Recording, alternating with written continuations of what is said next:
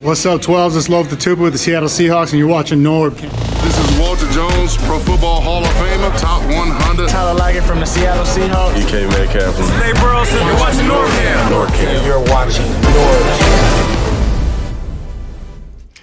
What's up, everybody? This is NorbCam coming at you. Another video here as Blue Friday rolls along.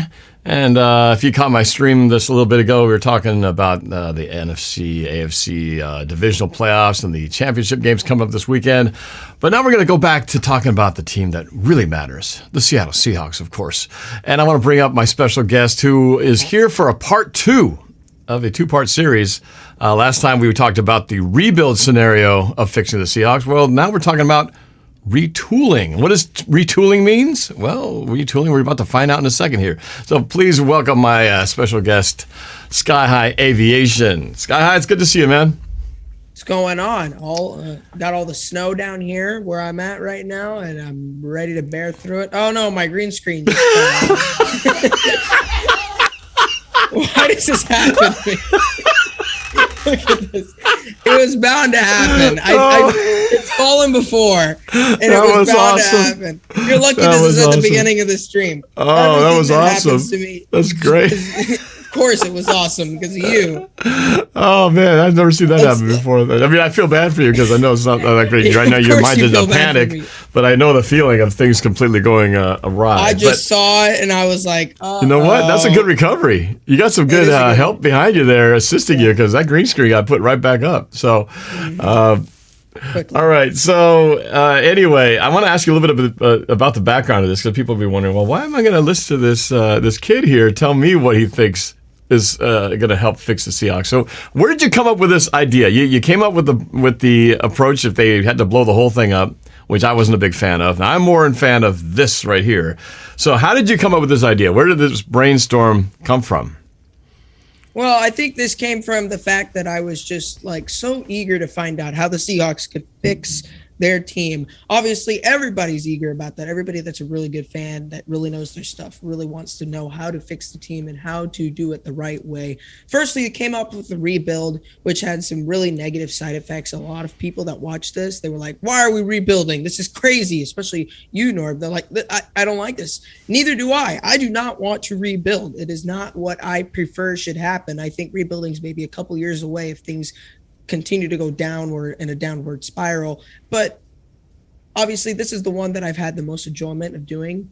It's the retooling, and that's just essentially keeping everybody the same and, you know, going at it with a better squad than we had last year. So.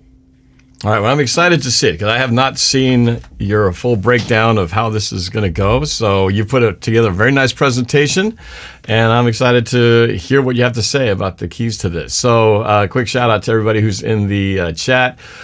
Feel free to put your comments in there, and if anything catches our eye, we'll try to respond to them. We'll probably be going for about 45 minutes here. We're going to try to get through this about 4 o'clock Pacific time. But we're just going to start on this, and if we have time for questions at the end, we'll see if we can answer a few. But just throw them up in the chat there. But I see we got Nick LeBeau, It's Your Boy X, Mike Minecraft Soft, Tyler Parcher, Cameron Hughes, who says this team needs a rebuild, and others, Malou Alvarez. So keep it coming, and we're going to start this show and get it on the road. You ready? Yeah. All right, let's do it. So here we go. This is how you fix the Seahawks, the retooling of the Seattle Seahawks, featuring Sky High Aviation. Here we go. All right, you ready? Look at this. Let's do it. This is. I think. Are you sure this isn't the end of the presentation? Oh, this I'm is the pretty beginning. sure this is the good. beginning. Retooling So the Seahawks. Seahawks. We've got the beginning. So a little background information. I got this template for PowerPoint. It was beautiful. So if you see any of the edits that are about to happen, it was not me. It was downloaded with the whole template. Sky High, little tip. First of all, never apologize for coming up with a good thing. And even if you borrowed this or whatever, you just put it out there. And if you impress people and they go, wow, Sky High really knows his stuff, you know, let the Let the show just be itself. It looks I didn't borrow the fantastic. content, though. I didn't borrow the content. Okay, all all right. that stuff that's done there. Okay, So well, that's the this important is thing. this is Retooling the Seahawks by me, Jose Rivera, which is my name. So AKA Sky High Aviation. And if you want to check out his YouTube video, which features a lot of flying and aircraft related stuff, go check out his channel, because one day he's going to be a captain of a major airline someday. Is that what you want? Is that your dream, is to become a commercial aviator? Is that your goal? Okay, That you is. don't want to be like the next Top Gun or flying that's F-14s or option. anything like that. That's an option. It's Okay. It's clearly. If you could be any pilot of any airlines right now, what plane would you be flying and for what airline? Well, if it were if I had power over the world, Yeah, if you could just snap your fingers, like what's his name from the Marvel Thanos. universe, Thanos with the glove. You could snap it and just make your dream come true. What would it be?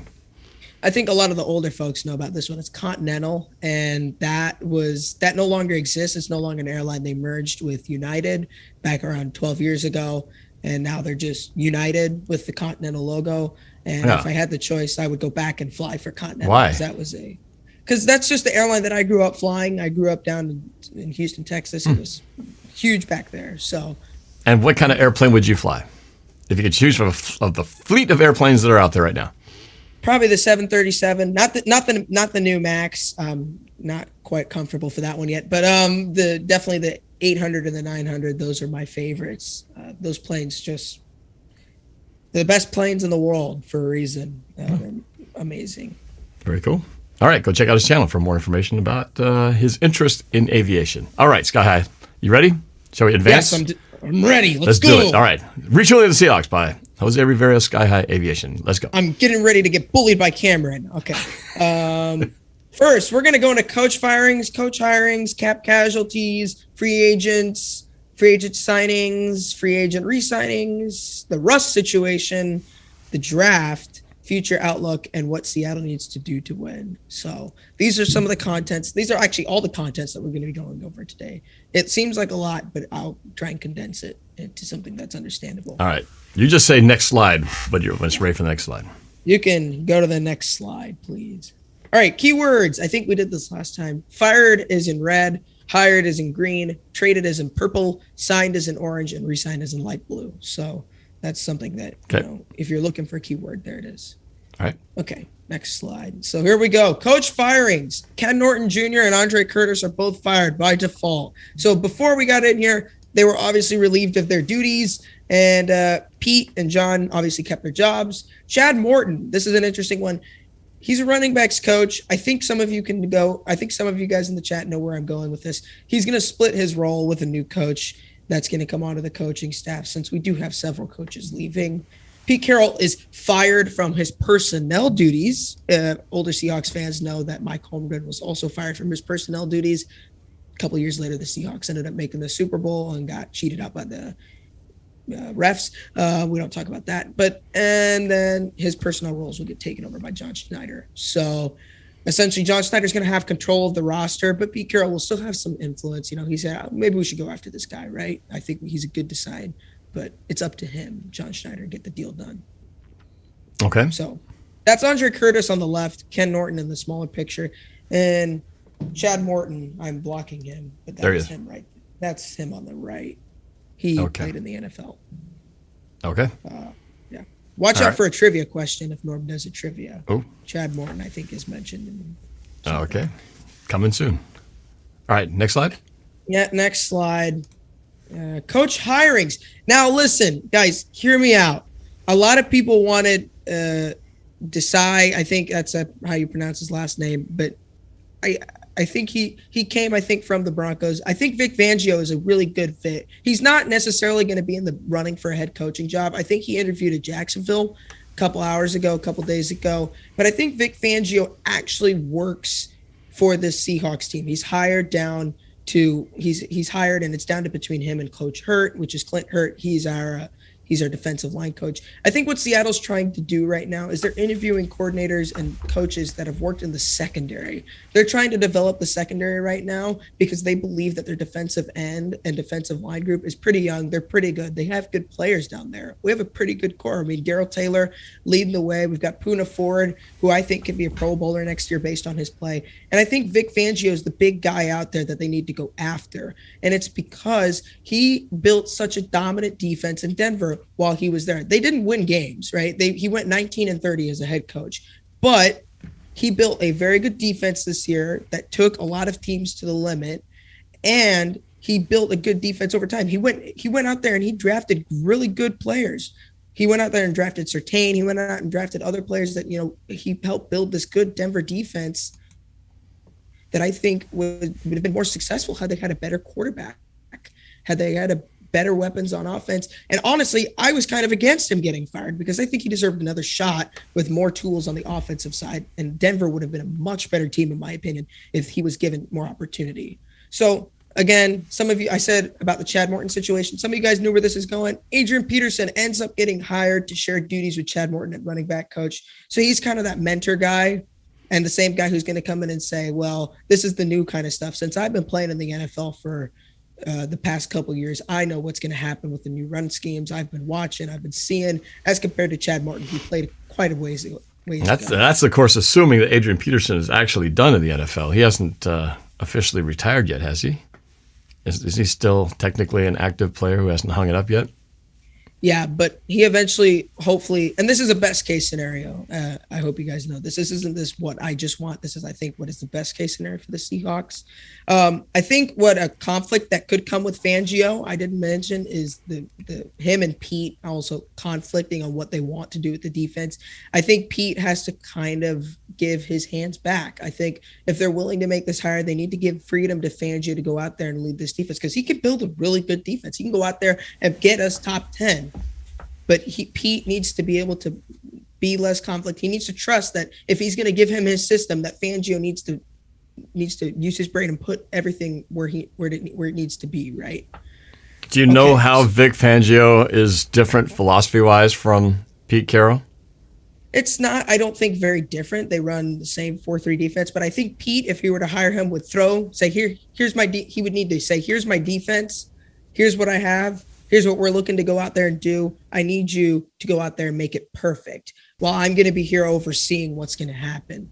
So he needs to not be, oh, wait, I don't want to do this. Let's do this instead. And you have to work with that. It's here, I'm giving you this, and you need to work with it and create with it. So giving Fangio that freedom that he wants, because if he's going to have to deal with the first situation where Pete is always hands-on, that's not going to be a good job for him. He can go elsewhere and get another defensive coordinator job where he has the freedom to, reign over the defense. And normally jobs like that are teams that are rebuilding or trying to get a younger defense.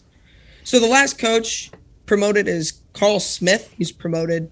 He was brought on as an assistant. He's promoted back to QB coach. Austin Davis is leaving for Auburn. He's going out to become their offensive coordinator. If you ask me, Austin Davis is a future head coach in the NFL. So is Clint Hurt. They'll get there eventually. They're both very young people. I remember Austin Davis playing back in the days of the Super Bowl era for the Seahawks, for the Rams. He kind of beat us in 2014. And I remember that guy. It's a name from the past. Yeah. But I think he's done a phenomenal job at QB coach. He did a pretty good job with Russell Wilson in the years that he was here. So, yeah. All right. Next, you can go next slide. Cap casualties. I fooled you with this one, right? No major cap casualties. Bobby Wagner remains on the team, but there is going to be something happening to him. And maybe it may not be a pay cut, may or may not be something else, but he will remain on the team for now. So you're thinking he's got to restructure the contract, right? There's only way he doesn't come back with if you want to spoil it, yeah. If you want, you spoiled it, but there's something else. It's coming up. Oh, okay. All right. It's coming up. Okay. I think the restructuring is jumping pretty obvious, ahead. but there's another part. Okay. Are we jumping ahead then? Yeah. Okay. Free agents. So Seattle has just over $40 million in total cap space going into free agency. As a recap, major free agents include Dwayne Brown, Quandre Diggs, Rasheed Green, Rashad Penny, Geno Smith, DJ Reed. We're going into the offseason with a free agent need at offensive lineman, defensive end, secondary, kicker because Jason Myers absolutely threw this year, and wide receiver because we obviously struggle with a bit of wide receiver depth. A total of $43 million in free agency to spend. That doesn't mean we're going to cut Jason Myers, but it does mean that we're looking for possible options to replace him or have a kicker competition in the spring. That's what happened with him and Janikowski, and Myers ended up getting cut and ends up coming back next year. So we can move on to my favorite part. The free agency. Your favorite part. All right. We got. Don't get mad at me, guys. I tried my best. I think these are the best fits.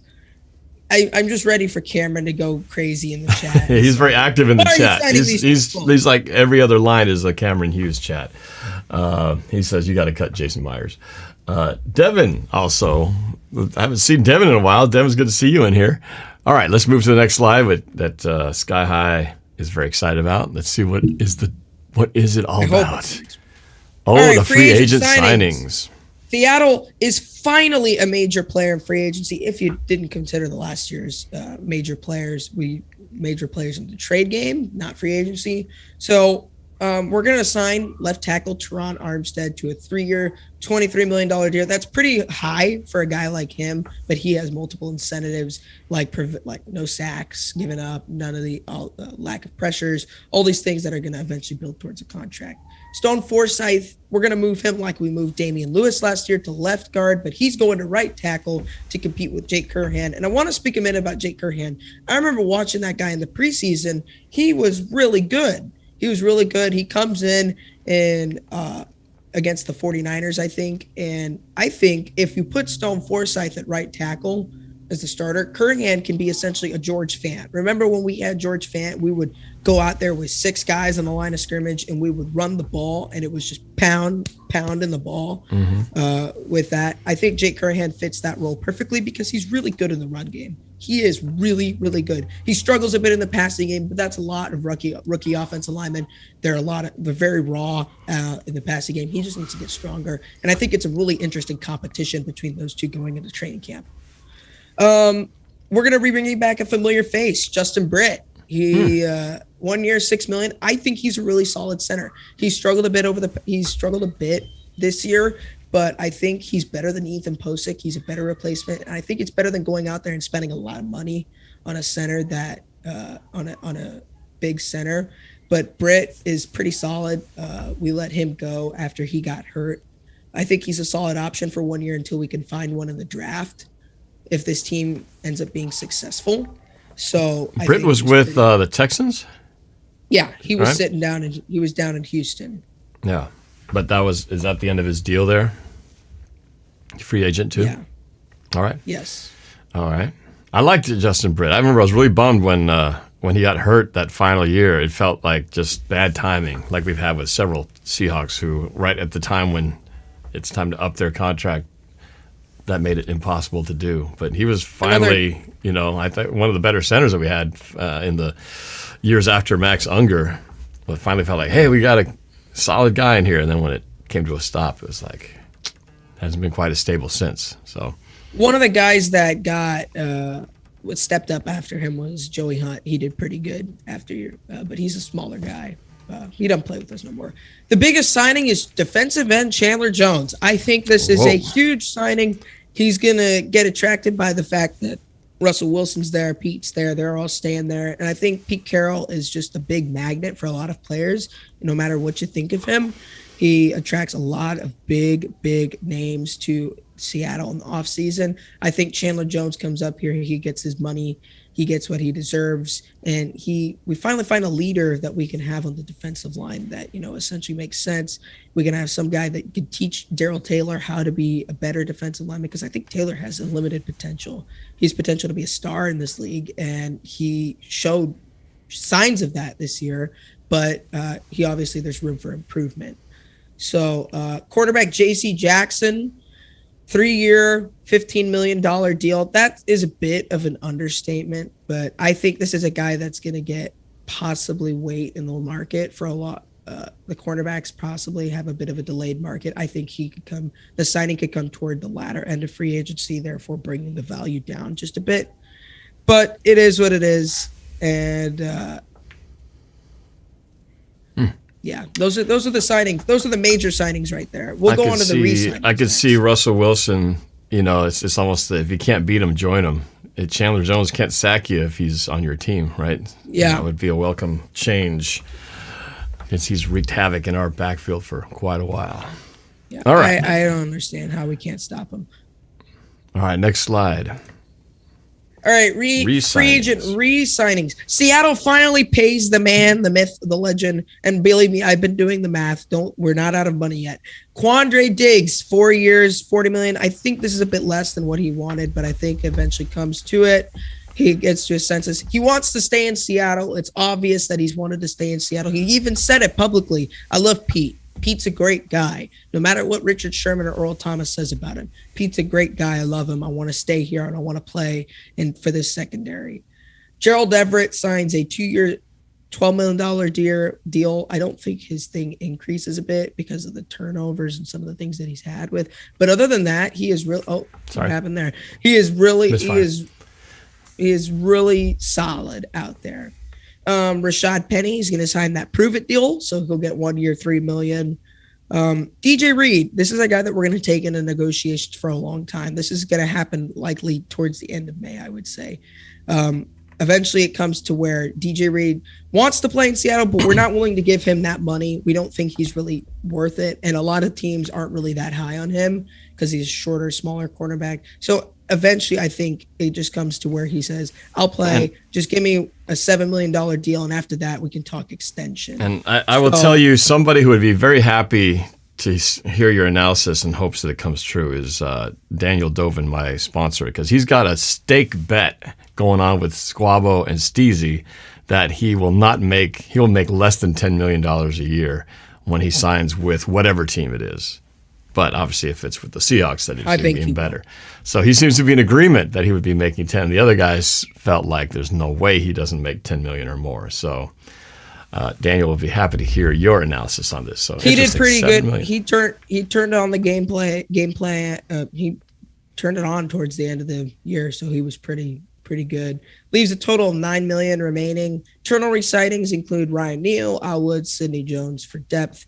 But how do we afford the smaller free agents? So essentially what's going to give us that extra $9 million is Bobby's going to take a $6 million pay cut. $6 million man.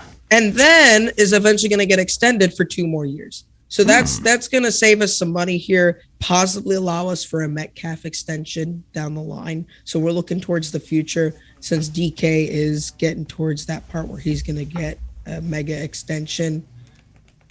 But $6 million pay cut. So Cameron, see, it's you got to get creative with these things. If you want the best for your team, you got to get creative. So Bobby, I think, is willing over Russ.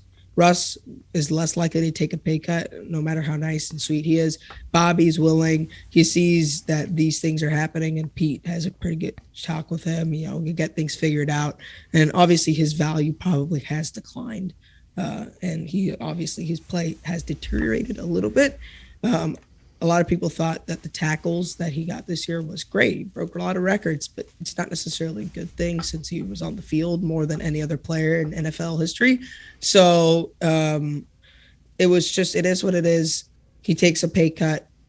He takes one for the team, and then we'll extend him again for just 2 more years. So that way he can continue to develop more.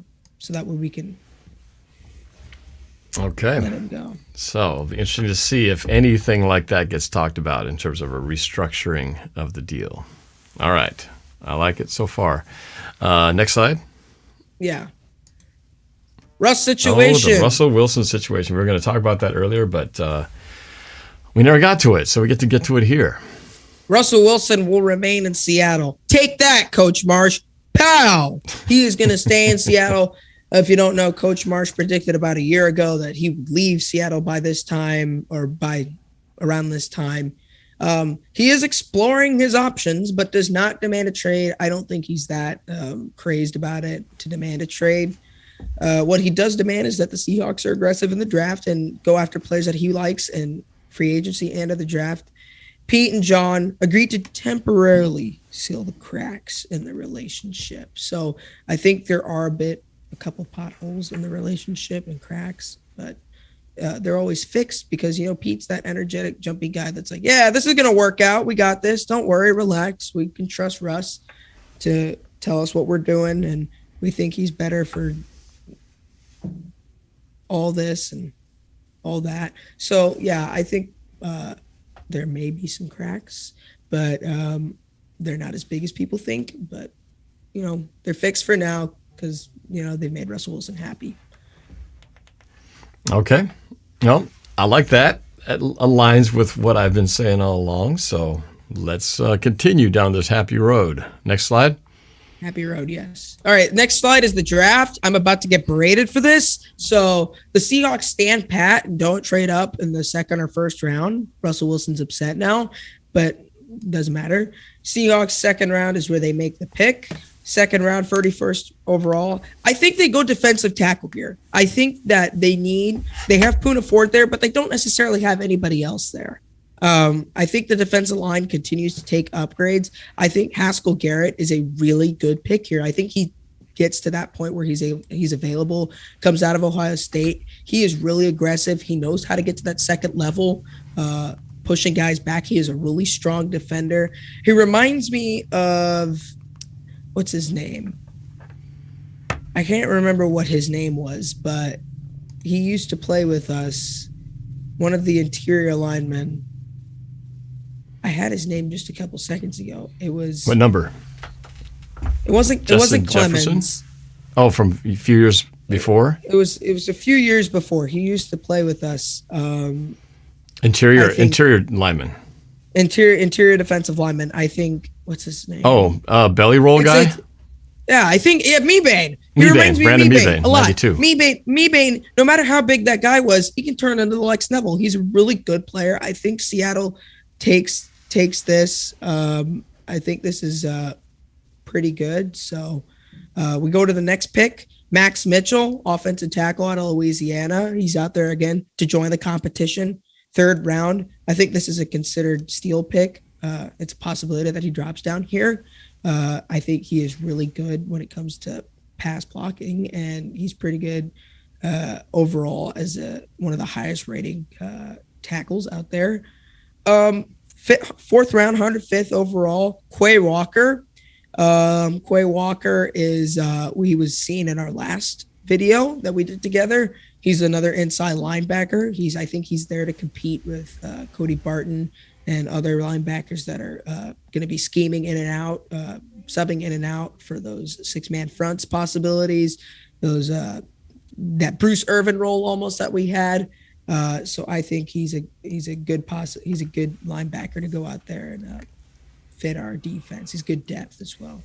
We're gonna make a trade, 112th pick and the 151th pick for the 108th overall pick. Now I realize that was kind of a bad trade, but this is an aggressive team, right? We're gonna go out there and get Slade Bolden from Alabama. He's a receiver. This guy, I've watched some of his film. I think he has the potential to be the next Cooper Kupp. Don't get mad at me, guys, but this guy is really good at running routes. He is a really good, savvy route runner. He has good hands. And second of all, I don't know what's been going on, but white receivers are really good at route running now. I don't know what happened. It's like Steve Largent back in the day. Yeah. Not the fastest, not the biggest, but really good hands and a great route running He's a really good route runner, and I think he is the perfect guy to fit into this offense again. He just has Cooper Kupp written all over him to me, and I think he's a steal for any team that gets him, and I think we do get him. So last pick, Mario Goodrich, 226 overall. He's out of Clemson. He was also featured in our last video. I think he's there for cornerback depth, there to compete with Trey Brown, all these guys. I would like to mention we don't re-sign Ugo Amadi, who has had an absolutely awful 2021. But it is what it is. He'll be competing with Blair and Trey Brown and for those inside spots. So I think that's we're ready to hit the next slide. So I noticed the one position that's not in here mentioned at least is running back. So no running backs in the draft this time. I don't think we need a running back. We have Penny, we have Homer, we have Dallas. I think we re-signed Penny. We have Carson. I think we're not going to cut Carson. I think this 1-2 punch that we can make it work. I think Carson's going to be the hard power running back.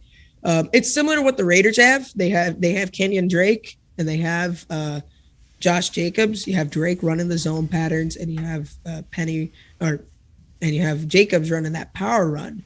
And obviously, it can be obvious for a defense to decipher what the play is, but when you're able to run the ball well, it keeps the defense again on their toes. And I think it's a 1-2 punch. I think the perfect game that signified it was against the Vikings in 2019, where Carson went off and so did Penny, and you found that 1-2 punch, and they were absolutely unstoppable that night.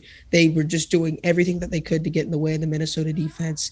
And at that point, we ended up putting up over 30 points. And I think with the defense more improved, I think you can start doing that over and over again. The easy run game is going to set up the pass game very easily, and it's going to make for a lot less stress-free games. Have you heard the rumor about Alvin Kamara? About him potentially being a player of interest. I just popped on my radar, yesterday or today. I thought, Kamara. Intriguing. I don't know that we have the assets to trade for Kamara. Who would we end up trading for Kamara? I don't know. I really don't know. If Kamara is an excellent back, Kamara would essentially be we wouldn't essentially sign Penny, I don't think, and I think there would be no need for Carson. Well, maybe there would be need for Carson, but still got to have depth. I don't think Penny comes back if we go out and get Kamara. And the Kamara asking price is incredibly high. Right. I mean, it is awfully high. I think a team that could go and make a run for Kamara, possibly Detroit. I think with Detroit, they're on the uprise. I've watched Detroit a lot this year. They're a team that should have really won. And hear me out. They're a team that really should have won 9 games. Right. This year. Yeah, they had bad luck. But they have been awful in the late game situations. It is what it is. I think Detroit goes after him. Possibly the Jets. I think the Saints would be more willing to trade to. I think the Saints are more in rebuild mode now that Sean Payton is ghosted and left. I think Kamara goes to an AFC team or a team that's rebuilding in the NFC. Okay. All right. You ready for the next slide? Yeah. Guys, stop saying Ugo Amadi's good. He's been, no matter the one interception, he fumbled that one too. He's awful. I mean, he was absolutely not good this year. There were so many penalties. It was just, it's unacceptable. It's sad because I thought he had a really good 2019 and 2020, but he struggled a lot this year, and I don't think he's worth keeping around. So, yeah, I think we're ready before I get berated for my draft choices. All right, moving on. Next slide. Future outlook. With a roster full of veterans and rising stars, the Seahawks, in the words of Cameron Hughes, we are going to win a ring. The Seahawks stars return to their old form with a high-flying offense, a more aggressive head coach, a more carefree. I think Pete Carroll is a bit micromanager. I think he's a bit more nervous when it comes to making decisions. I think he just needs to go back to Big Balls Pete. More aggressive head coach. A younger, grizzled veteran defense, but with young stars in the making. We'll get the QB to force turnovers. Gets the QB and we force turnovers. The Seahawks win the West. Please, guys, I'm trying to be realistic as possible. 14-3. That includes beating Kansas City at an away game. Ooh. With Rodgers out of Green Bay, the playoffs go through Seattle, and an MVP Russell Wilson back to the 1-2 running back punch and a 1-2 wide receiver punch with Lockett and Metcalf. Go to the Super Bowl to take on the Buffalo Bills. Sadly, I won't be able to tell you if we win or not because this is my bold prediction. You'll have to find out yourself. So I'm calling it Seahawks Bills next year. Wow, Seahawks Bills. Yeah, I kind of like the sound of that. And I like the sound of 14-3. But really, the 1-2 running back punch, I agree. I think that was one thing that was missing this year because when you think about how they built this roster, it was meant to be Chris Carson as the main engine. with with Rashad Penny as like the turbo booster to go complement the horsepower. And when both of them went down, your whole infrastructure sort of went down with it. And I think what Seattle has failed to do is they've been planning everything about Russell Wilson. Everything doesn't need to be around Russ. Everything needs to be surrounded about what the team does best. And as of right now, the team runs the ball the best right now.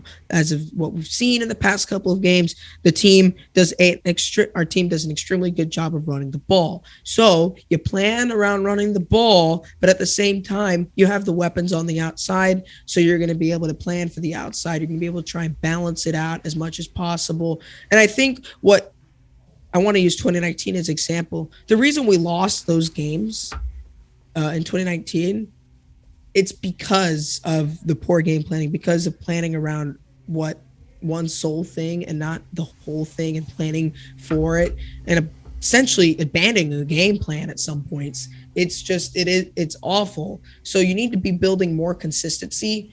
For Seattle, they need to focus on, hey, we can't just abandon this if something happens. We need to keep going and build consistency because we're going to eventually get better at it. We're too good of a team to not be able to do this. I do think we lose game to the Rams. I don't think we lose to Arizona. Arizona is a completely confusing team. Going the wrong direction. They're like about to sink above the water. I think the Niners, calling it right now, I think the Niners make the Super Bowl again. Their head coach is extremely good and aggressive. I think Jimmy G is showing. You think the Rams are going to lose to the Niners this weekend? Is that what you're saying? I think they are. I mean, Sean McVay the only team that has Sean McVay's number is the San Francisco 49ers. It's just they know how to beat them. They know how to play them. Doesn't matter how the Rams play.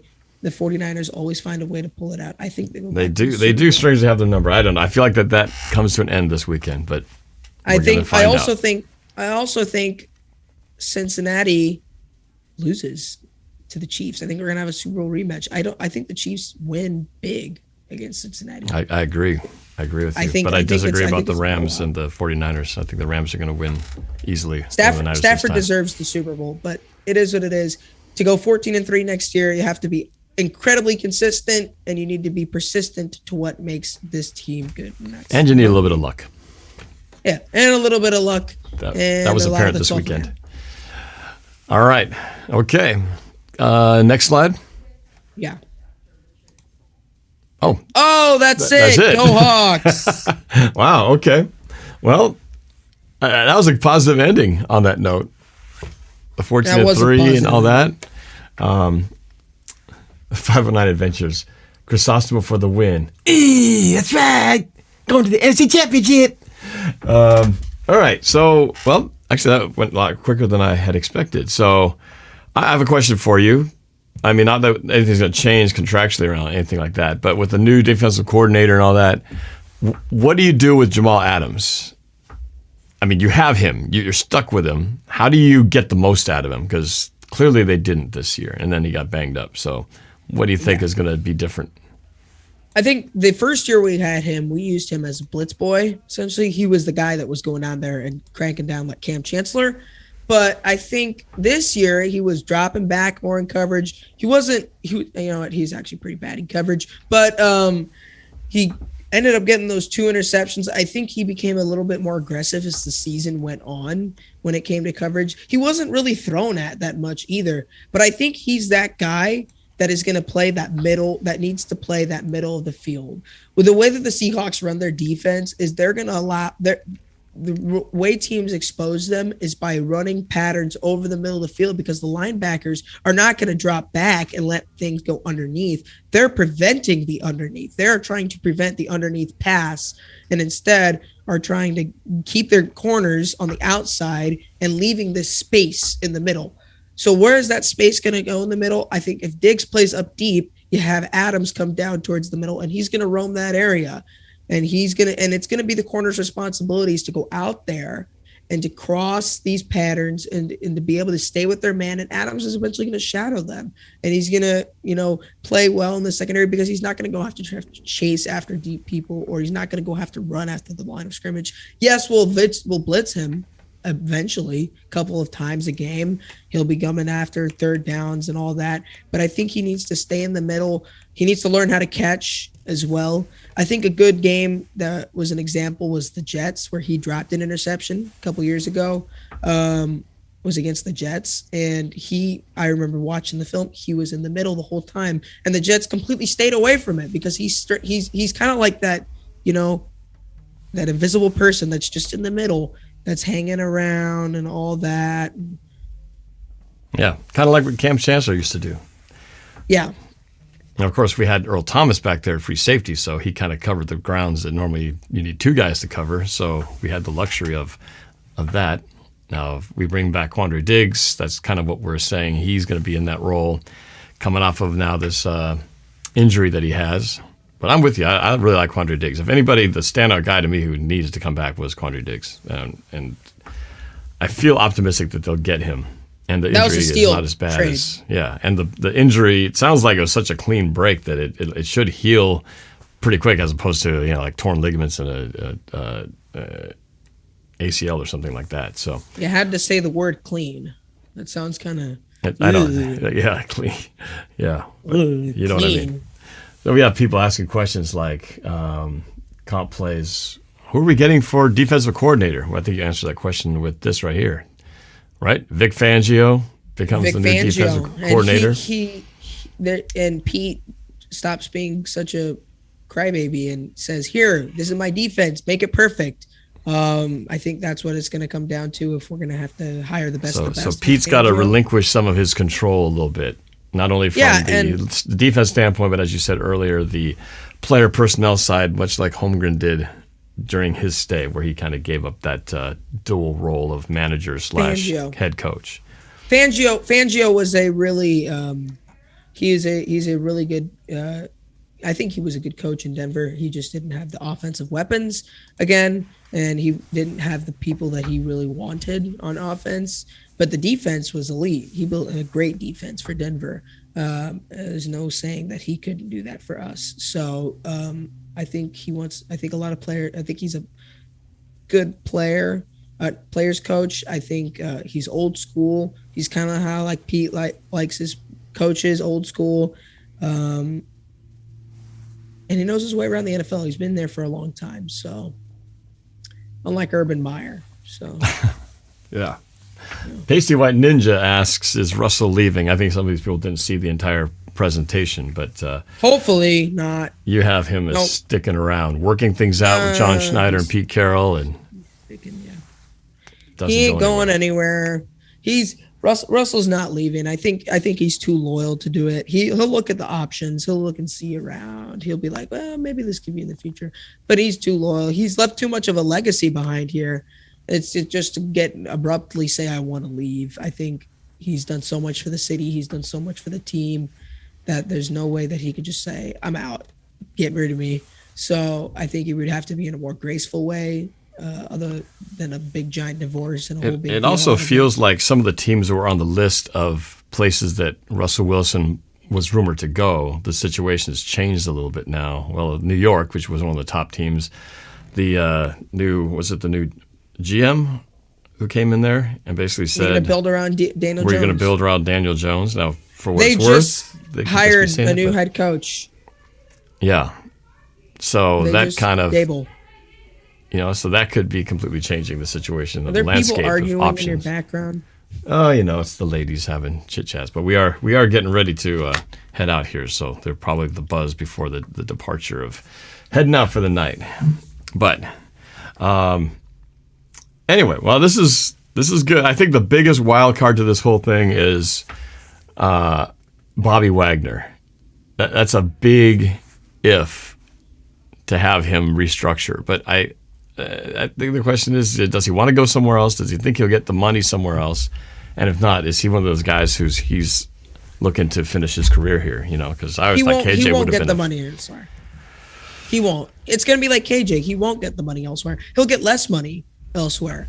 So I think by us, Right, and he took restructuring less his money contract- elsewhere. KJ, well, Seattle never really made a push to get KJ. Unfortunately, they wish they had. But so you're thinking with the lack of demand by other teams, then he'll be more willing to stay here and work out a pay cut It is what it is. with a potential couple-year extension on it. I would like to say Trey Flowers, cornerback, you know who he is. We wanted him gone so bad. He has gotten the ultimate revenge on us. I know, championship bound. He's going to be playing in the AFC Championship this Sunday. Crazy. So, he's got to be like, you know what?